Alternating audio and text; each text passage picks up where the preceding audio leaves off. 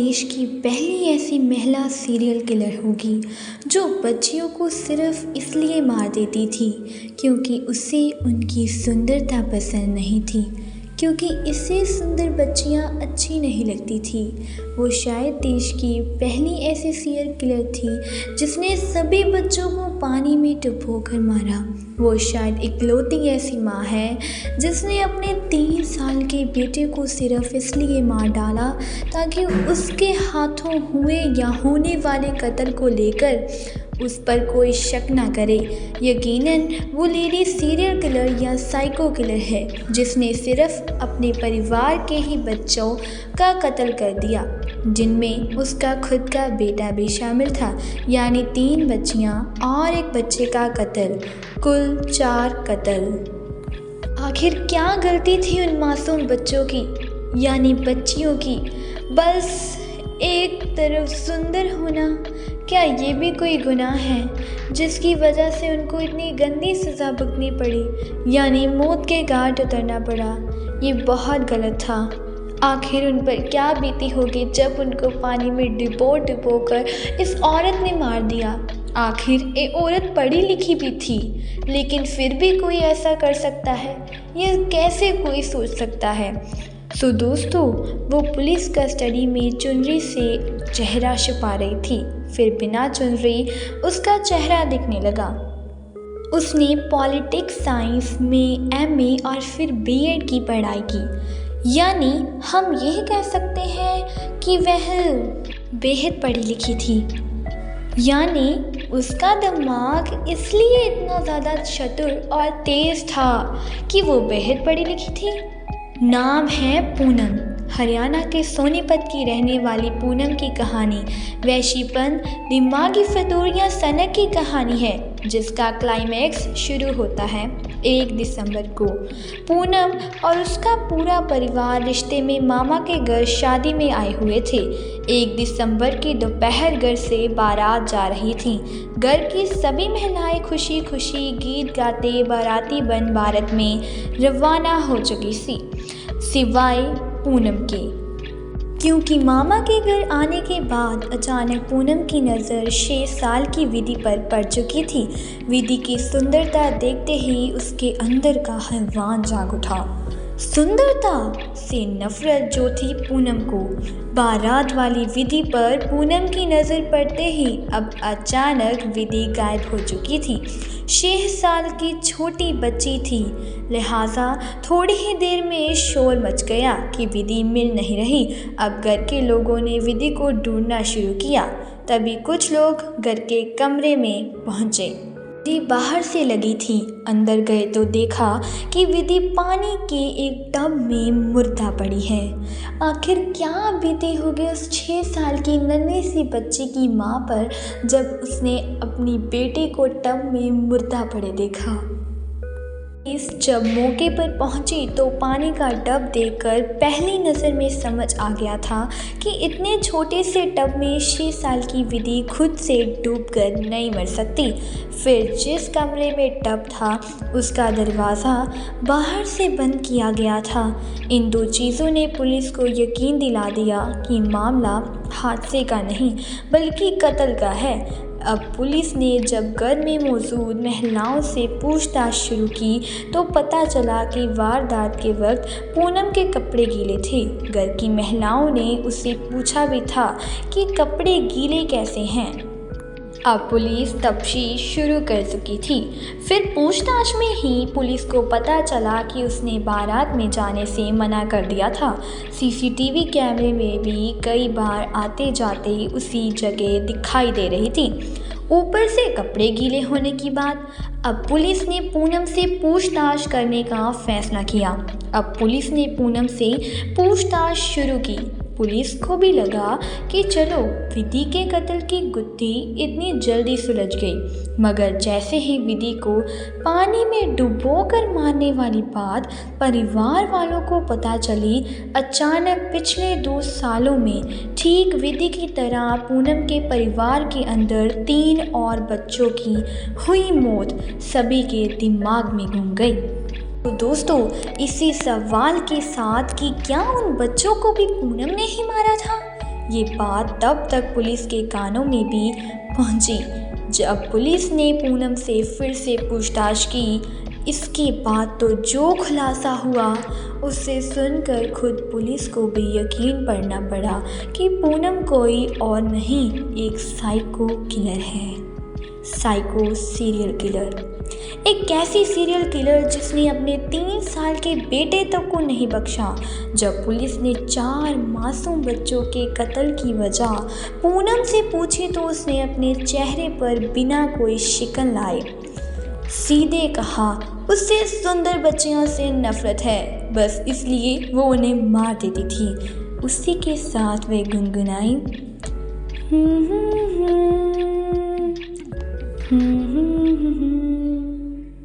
इस आवाज़ को सुनकर पुलिस के रमटे खड़े हो गए और डर उनमें भी बैठ गया कि आखिर वो कितनी बड़ी सीरियल किलर थी। कोई यकीन नहीं कर सकता कि आखिर इतनी पढ़ी लिखी पूनम ऐसा कैसे कर सकती है। सोनीपत की रहने वाली पूनम की पानीपत के नीरज से 2019 में शादी हुई थी। शादी के बाद उसने ससुराल में ही रहते हुए बीएड की पढ़ाई की। इस दौरान 2020 में उसे एक बेटा हुआ, शुभम। तब तक सब कुछ ठीक था। पूनम अपने मायके और ससुराल में खुद को सबसे खूबसूरत मानती थी। पढ़ी लिखी थी भी वो, मगर जब शुभम पैदा हुआ और 3 साल का हुआ तब कुछ रिश्तेदार ये कहने लगे कि शुभम माँ जैसा सुंदर नहीं है। पूनम के सामने परिवार की कई बच्चियों की सुंदरता की तारीफ होती थी। दूसरों की बच्चियों की तारीफ धीरे धीरे पूनम को बुरी लगने लगी क्योंकि उसको तो अपनी सुंदरता का घमंड था और आखिर इसमें उसने उन सुंदर बच्चियों को मारा। क्योंकि ये सोचने वाली बात है, अगर उसके बेटे को बोला जा रहा था कि वो माँ जैसा सुंदर नहीं तो दूसरों की बच्चियों से जलन करने वाली इसमें क्या बात है। और फिर अगर बेटे के लिए ये सहा होगा तो फिर अपने बेटे को ही मार दिया। आखिर ऐसी माँ कैसे हो सकती है ये पूनम। उन्हीं में से एक बच्ची उसकी अपनी ननद की 9 साल की बेटी इशिका थी। साल 2023 में इशिका पूनम के घर आई। पूनम को इशिका की सुंदरता से जलन होने लगी थी, लिहाजा उसने पहला कत्ल इशिका का ही करने का फैसला किया। एक दिन जब घर में सिर्फ पूनम, इशिका और पूनम का 3 साल का बेटा शुभम मौजूद था, तभी पूनम ने इशिका कत्ल बेरहमी से टब में पानी में डुबो कर उसको मार डाला। तो दोस्तों, इससे ये बात तो क्लियर होती है कि सीरियल किलर कोई ना कोई अपना एक निशाना छोड़ते हैं, यानी सबूत छोड़ना उनको भी अच्छा लगता है। ऐसे काफ़ी सारे केसेस सुने होंगे हमने। सबका अलग तरीका वो अपनाते हैं जिससे हटके सबको उनका पता भी चले और सबके मन में उनके बारे में डर पैदा हो। इत्तेफाक से इशिका को डुबोते हुए शुभम ने देख लिया। पूनम डर गई कि शुभम किसी को बता ना दे, लिहाजा उसने इशिका के बाद खुद अपने 3 साल के मासूम बेटे शुभम को भी पानी की उसी टंकी में डुबो के मार डाला और फिर गुनगुनाई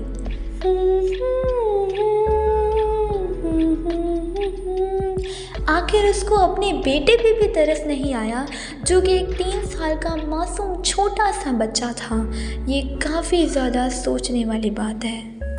पूनम को लगा कि शुभम की मौत की वजह से भी कोई भी उस पर शक नहीं करेगा और सब यही समझेंगे कि दोनों बच्चे खेलते हुए टंकी में गिरकर, चूँकि खुद पूनम के बेटे की भी मौत हुई थी, इसलिए किसी ने इशिका और शुभम की मौत पर शक ही नहीं किया। इसके बाद पूरे 2 साल तक पूनम खामोश रही और उसके बाद उसने दिया एक दूसरे बेटे को जन्म और इसी दौरान उसने दूसरे बेटे को जन्म तो दे दिया और इसी साल अगस्त में पूनम अपने मायके आई हुई थी। मायके आने पर उसने अपने चचेरे भाई की 6 साल की बेटी जिया को देखा। जिया भी दिखने में सुंदर थी। जिया को देखते ही पूनम को फिर लगा कि वे सुंदर क्यों हैं। इस बस इसी गुस्से में अब उसने तीसरा कत्ल करने का फैसला किया। एक दिन घर में जब कोई नहीं था तब पूनम ने जिया को भी पानी की हौदी में डालकर उसे मार डाला। फिर घर वालों की यही लगा कि जिया खेलते हुए पानी की टंकी में जा गिरी, जिसकी वजह से उसकी मौत हो गई। लेकिन शक उनको भी था कि जिसके साथ ही पूनम रहती है वो पानी की टंकी में डूबकर ही क्यों मरता है। इस बार भी किसी ने उस पर शक नहीं किया। जिया के कत्ल के कुछ वक्त बाद पूनम ससुराल लौट आई थी। तभी 30 नवंबर और 1 दिसंबर को पूनम के पति के मामा के 2 बेटे और बेटी की शादी तय हो गई। पूनम पति के साथ मामा के घर शादी में शामिल होने के लिए पहुंच गई। खौफनाक फैसला अब जो उसने कर लिया था। 30 नवंबर को बेटी की शादी हो चुकी थी। अब 1 दिसंबर को बारात जानी थी, मगर शादी में जब पूनम घर आई तो उसकी नज़र 6 साल की विधि पर पड़ गई थी। विधि को सभी रिश्तेदार बहुत कह रहे थे, दिखने में वो बहुत सुंदर थी। बस पूनम को विधि की यही सुंदरता फिर से गुस्सा दिला गई। उसने तय कर लिया कि वो उसको भी पानी में डुबोकर मार डालेगी। वैसे एक सोचने वाली बात है, जब सभी बारात में जा रहे थे तो विधि को वो क्यों नहीं लेके गए। आपको क्या लगता है, क्या वजह हो सकती है? कमेंट में बताएं। आगे की कहानी जानते हैं आखिर 1 दिसंबर को क्या किया था पूनम ने। 1 दिसंबर को तबीयत ठीक ना होने का बहाना कर पूनम बारात में नहीं गई। विधि भी घर पर थी। इसके बाद मौका मिलते ही उसने विधि को स्टोर रूम में ले गई और वहाँ पानी का छोटा सा टब था। उसने विधि का सिर पकड़ा, उसे टब में तब तक डुबोकर रखा जब तक विधि की मौत नहीं हो गई। पर इस वजह से पूनम के कपड़े गीले हो गए, लेकिन इस बार वह ना गुनगुनाई। ऐसा गुनगाना उसने छोड़ दिया। फिर स्टोर रूम से बाहर निकलते वक्त उसने स्टोर दरवाज़ा बाहर से बंद कर दिया। यही उसकी दूसरी गलती थी। इस बार उसको जो खुद ले डूबी। सारी कस्टडी में पुलिस ने ये सब जाना और उसको कठिन से कठिन सज़ा देने के बारे में सोचा। आखिर उसको सज़ा देकर क्या करेंगे? उसके ना बच्चे की गलती थी, उसकी माँ से वजह से उसको उसके बच्चे को भी कितना सहना पड़ेगा। और वो मासूम बच्चियाँ जिसका कत्ल उसने कर दिया था, वह 4 बच्चे अब वापस तो नहीं लौट सकते। लेकिन पूनम को कड़ी से कड़ी सज़ा देकर उनको और उनके माता पिता को थोड़ी ठंडक मिलेगी। और कहानी का अंत यही होता है और हम सब चाहते हैं कि पूनम को कड़ी से कड़ी सदा दी जाए। धन्यवाद।